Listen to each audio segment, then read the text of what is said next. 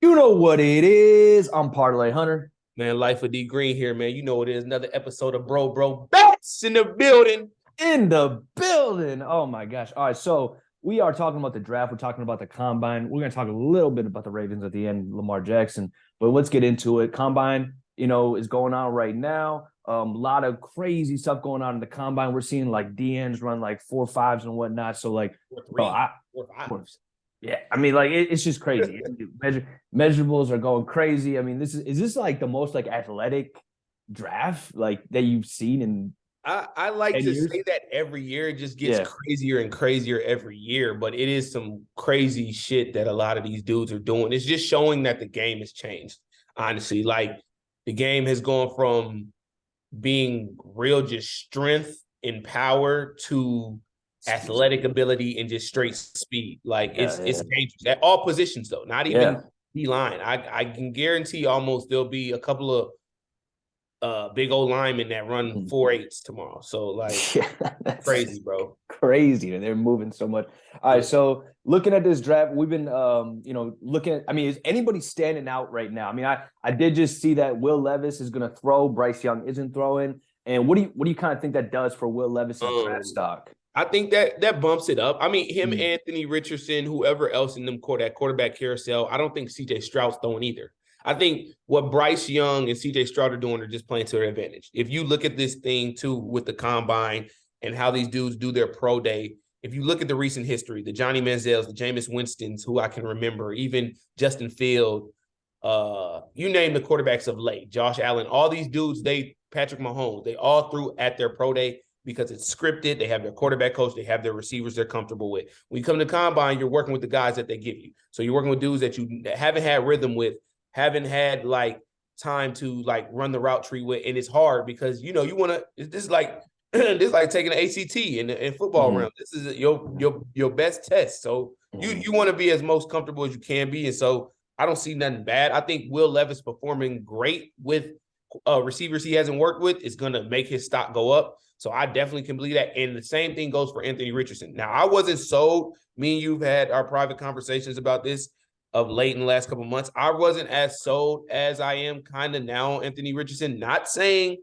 he's the best quarterback, but I'm starting to believe this development and believing that this dude can be a superstar. I Mhm. mean, the measurables, what they're saying he's going to run today. Today literally is Saturday. Quarterbacks, receivers, running backs, and tight ends, I believe, go today, or just it might be just tight ends, running backs. I don't know. But anyways, whenever he runs, they're saying that he's going to run within the 4.4 range, 4.4, 4.5 for a guy that's 6'2", 6'3", almost 230. Like that's crazy. Like they're saying Cam Newton, Justin Fields type of player, And so I want to see kind of how he throws and what as a quarterback, it's not the athletic ability will transfer. We've seen it now with Lamar, and I'm not too big on like what I need to see from a guy from the athletic ability. I want to see him, you know, can he work the whole route tree?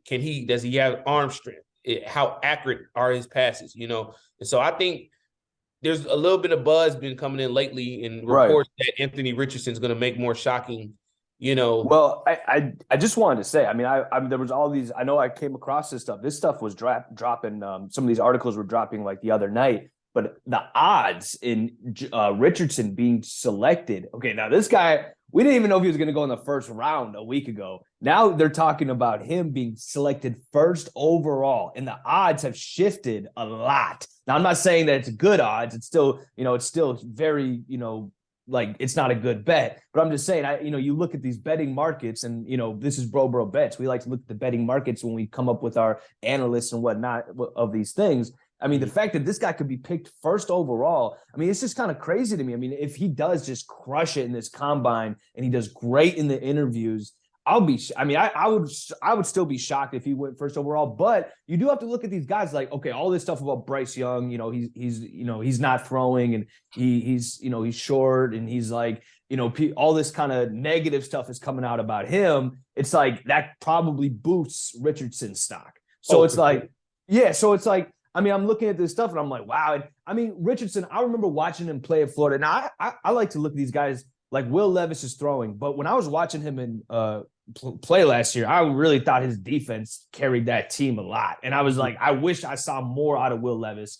Why didn't he, have such like a great Heisman type of season? You know what I mean? When I was actually more focused on their defense. And then Anthony Richardson, yeah, I mean, he had a great beginning of the season, but I still kind of saw some flaws in like his throwing and whatnot. But I mean, it's Florida, and they had their issues. They always had their issues with the coaching and so I'm just trying to think like right now, when you look at these type of guys, do you think that like CJ Stroud, do you think that do you think that Bryce Young, or do you think they're actually moving down in the ranks and Richardson and Levis are moving up because Levis is throwing now and he's like, that if he's throwing and it makes scouts go, okay, this guy's not afraid to throw. He's not afraid to, do these things that we ask him to do and show up on the day. Like, do you think that this stuff kind of could possibly bring their stock up and the other two guys could fall behind them, or one of them could fall behind one of the other two guys?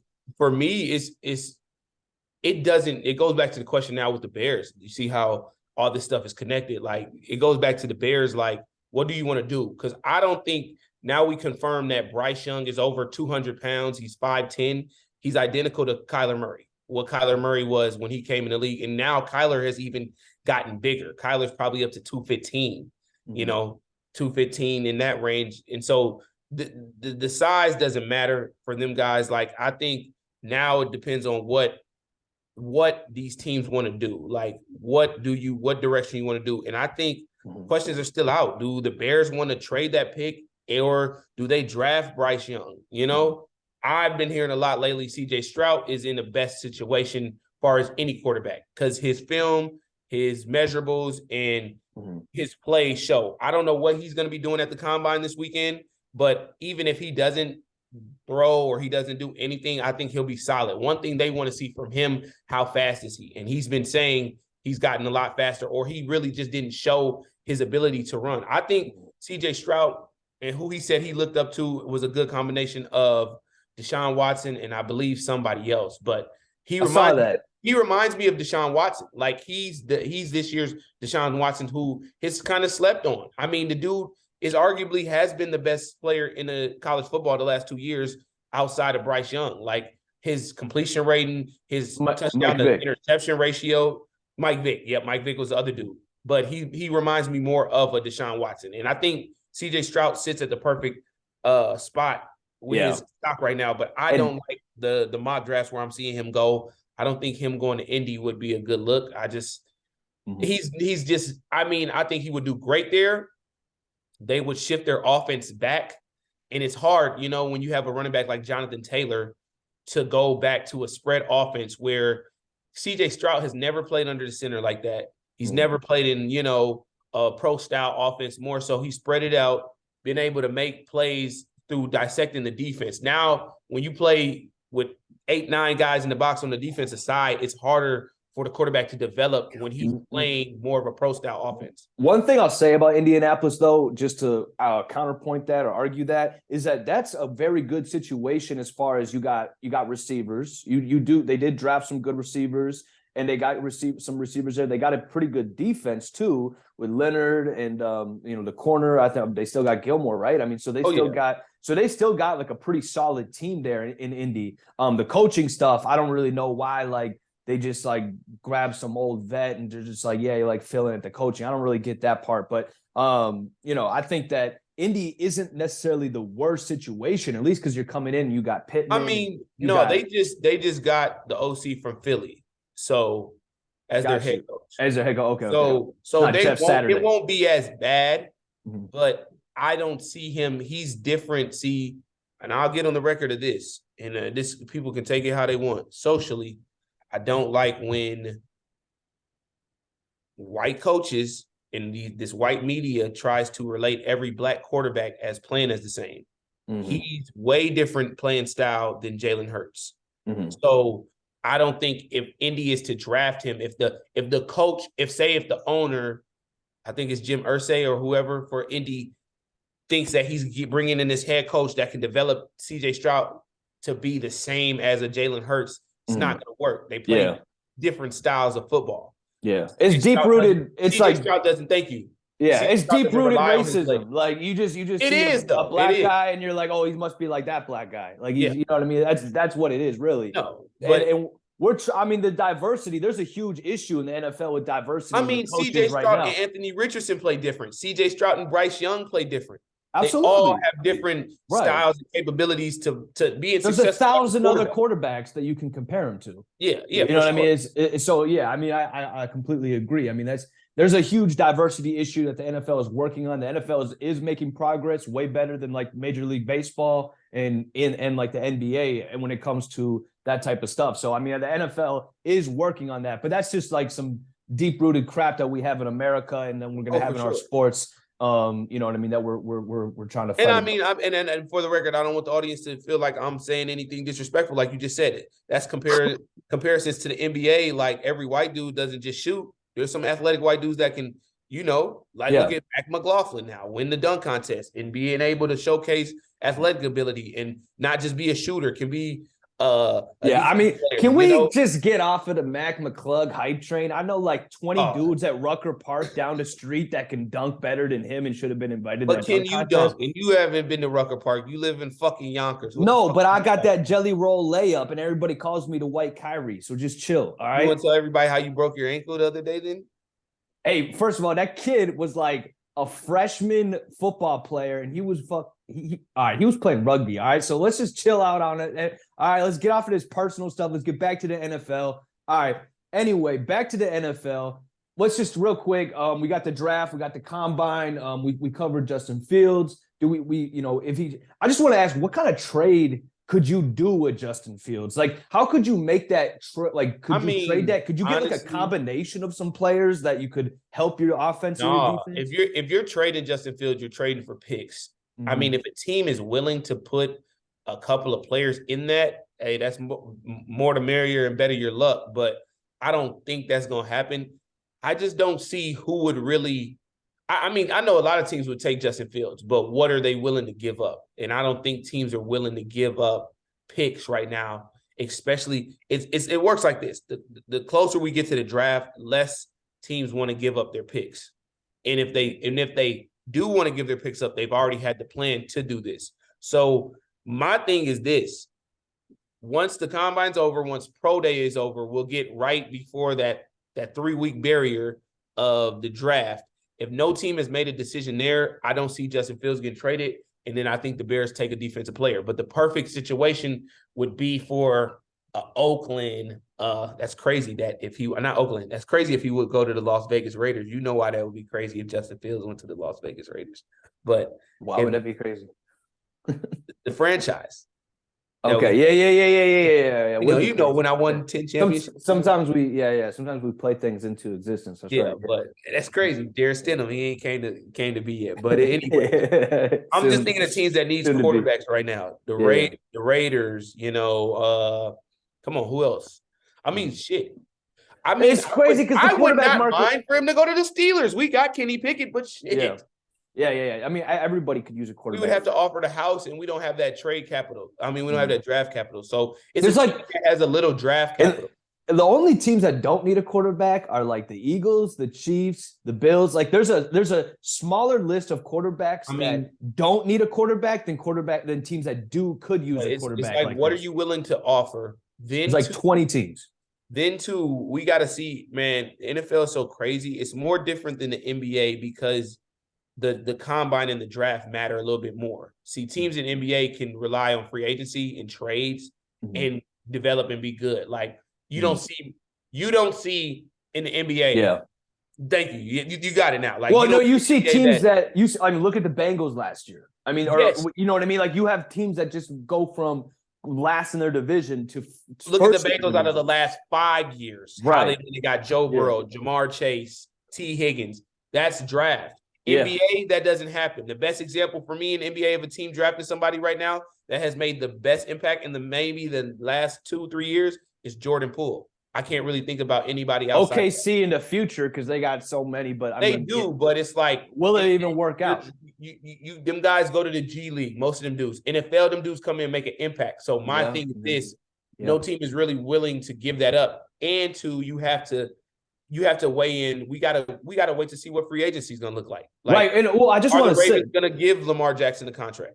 And okay, so Khalil Mack is looking at free agency right now. I mean, the Chargers let him go. The Bears just let go of Khalil Mack. If they go ahead and they draft Will Anderson, a guy who's like Khalil Mack, just a crazy great edge rusher. I mean, are the Bears making any progress? I mean, I'm not trying to make this episode about the Bears, but it's like I just feel like they're moving backwards. You know what I mean? They're taking 5 steps backwards. I'm just gonna let you know. Shout out to our engineer Mitch. Mitch is gonna hate you for this, but you're just degrading his Bears right now, bro. I mean, we got a lot of Bears. We got Dubs. We got Zai. I mean, I know a lot of Bears fans, and they should be. I do too. I know a lot of Bears fans. They should be banging on the doors at the facility right now. Bears fans are growing to be like, it's kind of. I wouldn't put them on the Cowboy level, but they're up there with some of the teams that have wishful thinking. They have very, very much wishful thinking.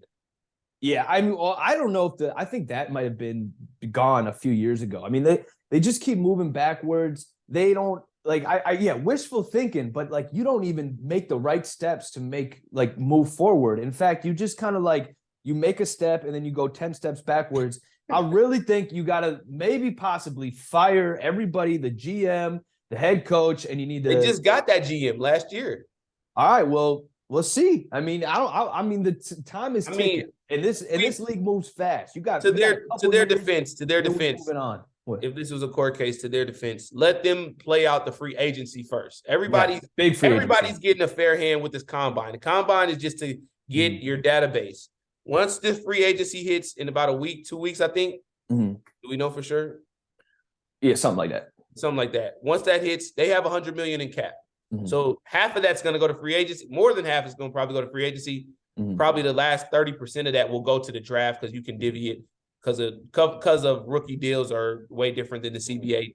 And you got to get busy. I mean, because not everybody wants to go to the windy city, the cold Chicago. Everybody wants to go to Miami. So you got to do your. I'm hearing about DeAndre Hopkins could go. Well, talk to him, get him on board, but you got to pay D-Hop. Go and find them free agents that didn't go get that guy like Khalil Farrell, who never really got their chance to shine. Go get those type of guys who could still really make a shine impact in this league who haven't yet. And then, sign those guys. So that's my question. Got to give money to D-Hop though. I don't know why we're talking so much about Bears getting rid of Justin Fields. If the Bears are not like Jerry Jones, even Jerry Jones put the pieces around Dak and gave him the contract to at least let him show himself.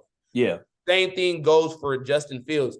I don't think that coaches and owners are that cutthroat, at least except for the Ravens right now. That's the only team that I'm like, Lamar has been proving himself. Why can't you put the pieces around the team and give him the contract? Yeah, right. Not only I'm not discrediting, and we're going on another topic. Let's go to the Ravens. Move on. What Rashad Bateman said this week about the general manager's comments at the combine, which I agree with Bateman. It's like you're gonna come and try to knock us, the players who have played for you guys, and outside of injuries, Rashad Bateman, when he was on the field, to me, he did what he was supposed to do. Now, the Ravens' offense has never been a pass-heavy offense. So why are we coming at the receivers for the Ravens when so did that guy? So did that guy that they let go to Arizona? Yeah. They let Hollywood Brown go in probably the best year that he had for them, which was crazy. So I don't get it. This didn't happen with Ozzie Newsome. I'm not a Ravens fan. That's my 1,000 yards. Yeah, But when Ozzie Newsome was there, they had way better structure. So to me, this is not about the players. It's about the general manager, and he's not doing his job.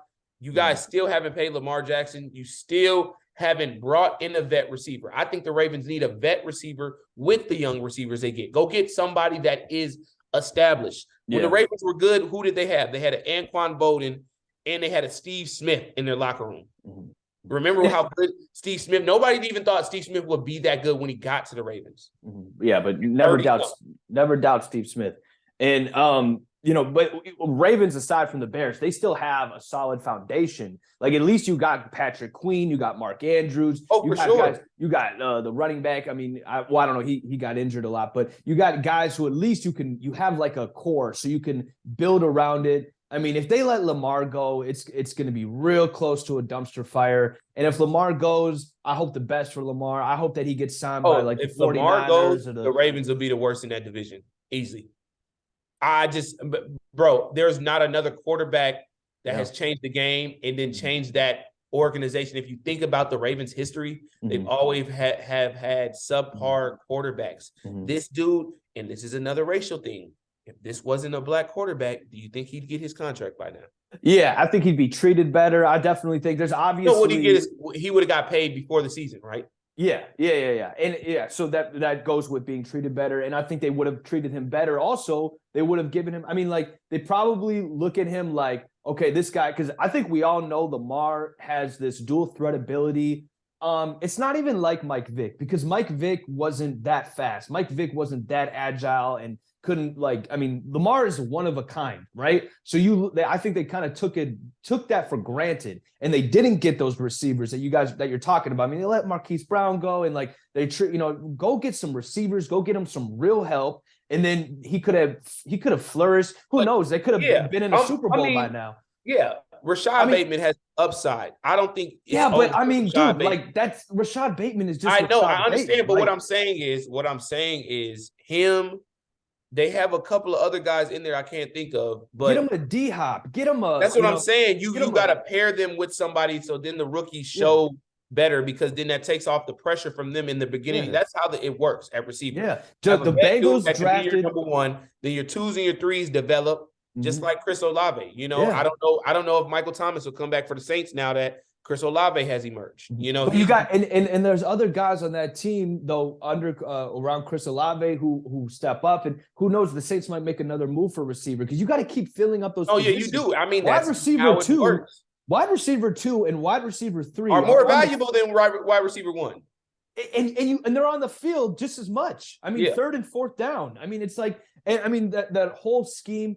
I'm nothing against Harbaugh. I think that he's a good coach, but I mean, I think they took Lamar for granted. You put Lamar on a team like the 49ers, he's got guys like Debo. He's got guys that he can actually throw to. I mean, it could just be a totally different career for Lamar Jackson. I mean, this guy, I mean, it would be crazy. And the guy already won an MVP. Like, I want to see Lamar flourish. I mean, I want to see, those types of things, you just can't even. I mean, it's sad. It's sad. It's like we're watching this guy, because these careers are short. So 10 years from now, that goes by pretty fast. And if this guy doesn't win a Super Bowl, that's going to be on the NFL, and that's going to be on the higher ups that didn't give him the chance, you know what I mean, to be great. Yeah, man. I mean, it is getting crazy out here. And then the free agency, we'll see where everybody goes. Draft Anthony Richardson just did a backflip, you know what I mean? Like Josh Allen, he never did a backflip. Anthony Richardson, I mean, this draft is gonna be crazy. Will Levis just throwing. We got DNs running 4.3s, 4.2s. Man, I'm excited for the football season, bro. No, I mean, every football year, never sleeps over here on Bro. No, it doesn't. I mean, I mean, that's the foundation of our show. I mean, football is everything, especially NFL. And so this is always more exciting, because this is where you put the team together. Now, when we get into the season, it's fun because we're doing bro bets. We're seeing what's the best bets out there. Doing that. But this is where you get to be like it's the unknown. You don't know what's going to happen. Yeah. You're in a state of a fog. If you have a favorite team like me, I don't know about parlay. I do have a favorite team. You want to know what we're gonna do, and we're sitting pretty well. I'll share a good story. I was watching Combine yesterday. Joey Porter Jr. ran. Joey Porter Sr. was there. Pittsburgh Steelers, great.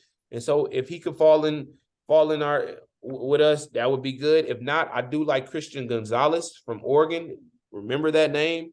Corner, about 6'1", about 205. Dude ran about a 4.38.